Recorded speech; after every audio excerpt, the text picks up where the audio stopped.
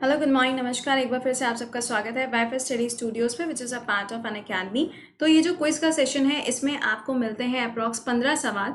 लेकिन सेशन को शुरू करने से पहले ये ध्यान रखिएगा कि सुबह 7 बजे रहता है आपका लाइव करंट अफेयर्स का क्लास और 11 बजे रहता है आपका लाइव एसएससी का क्लास। मैपिंग सेक्शन को देखना मत भूला करो क्योंकि ये मस्ट वॉच वाला सेशन है, क्योंकि आपकी मैपिंग थोड़ी सी स्ट्रांग होती जाएगी, इतना तो हम एक्सपेक्ट कर ही सकते हैं। तो ये है मेरा पूरा यूट्यूब का शेड्यूल। इसके अलावा जो अनअकैडमी पे क्लासेस होते हैं उसके बारे में आपको सेशन के लास्ट में बताते हैं।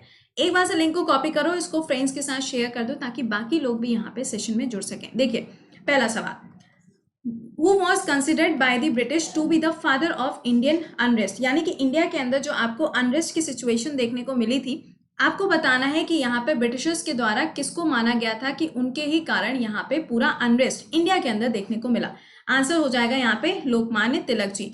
इंपॉर्टेंट नाम है, ध्यान रखिएगा यहाँ पर क्योंकि कई बार सवाल पूछ लिया जाता है। अच्छा, क्या आप मुझे ये बताओगे कि ये जो उपाधि है, जो लोकमान्य, ये जो वर्ड है ना, ये एक टाइटल है, एक उपाधि है। ये टाइटल इनको किसके द्वारा दिया गया था? एक चीज ध्यान रखिएगा कि ये जो सेशन होता है ये मेरे सवाल और आपके जवाब का होता है, तो मैं जितने भी क्वेश्चंस पूछूं कमेंट सेक्शन में आंसर करते जाया करिए, जरूरी होता है, ठीक है। और इसके अलावा जो मेन आपका 1 घंटे का करंट अफेयर्स का सेशन होता है वो चलता है सुबह 7 से 8। अब देखिए, the hot dry wind on the east or leeward side of the Rocky mountain is known as, यानी कि नॉर्थ अमेरिका का जो रॉकी माउंटेन का एरिया है वहां पे जो विंड चलती हैं लीवर्ड साइड पे, उसको हम किस नाम से जानते हैं? चिनोक के नाम से जाना जाता है। जैसे कि मान लो सपोज करो ये है आपका रॉकी माउंटेन, ठीक है। ये एरिया जो है यहाँ से जब विंड्स आएंगी तो इसको हम बोलते हैं क्या? Windward side. और ये जो ये वाला एरिया होता है जहां पे आपको कनाडा मिलता है वो एरिया क्या होता है? यहाँ पर लीवर्ड साइड के नाम से जाना जाता है। तो लीवर्ड साइड पे कौन सी विंड चलती है? चिनोक, जिसको हम लोग यहाँ पे स्नो ईटर के नाम से भी जानते हैं। अगला सवाल, fiscal policy in India is formulated bye, यानी कि जो फिस्कल पॉलिसी होती है भारत के अंदर, इसको किसके द्वारा रेगुलेट किया जाता है या फिर इसके ऊपर जो नीतियां बनाई जाती हैं, जो पॉलिसीज बनाई जाती हैं, ये कौन बनाएगा? तो फाइनेंस मिनिस्ट्री के द्वारा ये काम किया जाता है, ठीक है ना। फाइनेंस मिनिस्ट्री इस काम को करेगी। ये मंत्रालय है किसके पास? यहाँ पे निर्मला सीतारमण जी के पास ये मिनिस्ट्री देखने को मिलती है। नेक्स्ट क्वेश्चन देखिए, आपको बताना है अनुराधा पाल जो है वो कौन से इंस्ट्रूमेंट से या फिर कौन से म्यूजिकल इंस्ट्रूमेंट से इनका नाम जुड़ा हुआ है?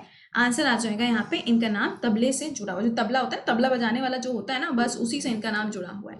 वेल नेक्स्ट देखो, Dnyan Prasarak Mandali an organisation dedicated to the education of the adult was formed by, यहाँ पे एक मंडली बनाई गई थी, एक ऑर्गेनाइजेशन बनाया गया था। सवाल में आपसे पूछा जा रहा है कि इसको जब बनाया गया था, ये एजुकेशन के लिए था, तो इसको किसके द्वारा फॉर्म किया गया था? तो दादा भाई नौरोजी जी के द्वारा किया गया था। देखो, जब हम आईएनसी की बात करेंगे ना, इंडियन नेशनल कांग्रेस, तो इसमें सबसे ज्यादा बार जो अध्यक्षता करी गई है वो किसके द्वारा करी गई है?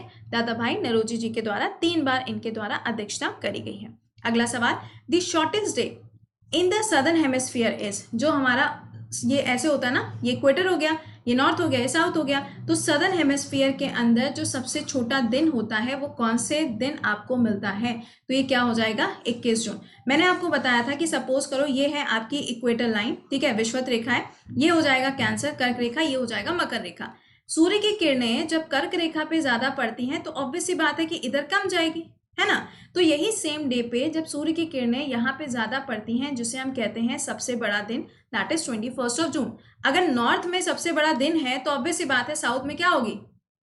क्या होगी? यहाँ पे सबसे बड़ी रात होगी, सिंपल सी बात है। तो लॉन्गेस्ट नाइट आपको साउथ में कौन से डे पे मिलती है? 21 जून। देखो, अगर ये चीजें समझ नहीं आती हैं, अगर आपको यहाँ पे बेसिक्स क्लियर नहीं है जीएस के, तो जीएस का फाउंडेशन बैच आप अभी भी ज्वाइन कर सकते हो, अभी भी आपके पास टाइम है। अभी कैसे ज्वाइन करना है वो हम आपको सेशन के लास्ट में बता देंगे। या सेशन को एक बार से लाइक और शेयर जरूर मारा करो, ठीक है।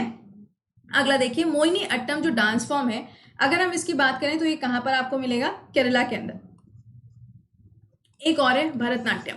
भरतनाट्यम को देवदासी डांस फॉर्म के नाम से भी जाना जाता है और ये तमिलनाडु के अंदर परफॉर्म किया जाता है। अगला सवाल, पुलकित्जर अवार्ड जो है वो कौन से क्षेत्र में दिया जाता है? तो ये अवार्ड दिया जाता है जर्नलिज्म के फील्ड में। आप मुझे बताएंगे कि वो 3 जर्नलिस्ट कौन थे जिनको अभी हाल ही में इंडिया के अंदर इस अवार्ड से सम्मानित किया गया है। मैं आपको इतना भी हिंट कर देती हूँ कि कश्मीर के अंदर जो जर्नलिज्म का काम किया गया था इन तीनों के द्वारा, उसके चलते ये अवार्ड दिया गया है। अगला सवाल, कलिंगा प्राइज जो है वो यहाँ पे दिया जाता है किस फील्ड के अंदर? साइंस के अंदर। आपको बताना है कि कौन से ऑर्गेनाइजेशन के द्वारा ये अवार्ड दिया जाता है, तो यूनेस्को के द्वारा ये अवार्ड दिया जाता है। हेडक्वार्टर कहाँ मिलेगा? पेरिस के अंदर। पेरिस कौन सी नदी के किनारे? सीनी के किनारे। और ये किसकी कैपिटल है? फ्रांस की कैपिटल है। इंपॉर्टेंट, फ्रांस की करेंसी क्या हो जाएगी? यूरो रहेगी। और हाँ, एक चीज और याद रखिएगा, फ्रांस में G7 का सम्मेलन 2019 में आयोजित किया गया था। अगला देखो, on the bank of which river Srinagar is located. Srinagar जो है वो कौन सी नदी के किनारे पर है? तो झेलम रिवर। जम्मू एंड कश्मीर की जो सबसे इंपॉर्टेंट रिवर है वो कौन सी है? झेलम रिवर है। इंपॉर्टेंट रहेगा। लेकिन अगर हम लद्दाख की रिवर पूछते हैं कि सबसे ज्यादा इंपॉर्टेंट कौन सी है, तो वो हो जाएगी आपकी इंदस रिवर, जिसे हम सिंधु नदी के नाम से भी जानते हैं। नेक्स्ट क्वेश्चन, हेमावती और अर्कावती ये दो नदियां हैं, आपको बताना है कि किसकी ट्रिब्यूटरीज हैं। तो कावेरी की। चाहो तो ऐसे लिख लो, चाहो तो ऐसे लिख लो, जैसे आपकी श्रद्धा आप वैसे लिख सकते हैं, but it's not Shraddha Kapoor. तो ये हो जाएगा यहाँ पे आंसर कावेरी। इसका जो ओरिजिन होता है ये कर्नाटका से होता है, ब्रह्मगिरी के पठार से।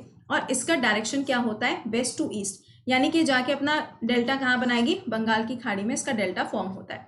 अगला सवाल, renaissance of the Nehru age ये किताब किसके द्वारा लिखी गई है? आंसर हो जाएगा M.O. मथाई जी के द्वारा इस किताब को लिखा गया है। अगला सवाल, रायघाट डैम जो है वो कौन सी नदी के ऊपर लोकेटेड है? पहले तो ये बता दो कि कौन सा स्टेट में। जल्दी से कमेंट सेक्शन में आंसर करो। रिवर कौन सी हो जाएगी? बेतवा रिवर रहेगी। इंपॉर्टेंट रहेगा, ध्यान रखिएगा, अगर आपसे बेतवा रिवर के बारे में पूछा जाता है तो कम से कम आपको ये भी पता होना चाहिए किसकी ट्रिब्यूटरी है। तो जरा कौन से स्टेट में है ये बताओ, और ये बेतवा रिवर किसकी ट्रिब्यूटरी है, दोनों चीजें आपको कमेंट सेक्शन में आंसर करना है।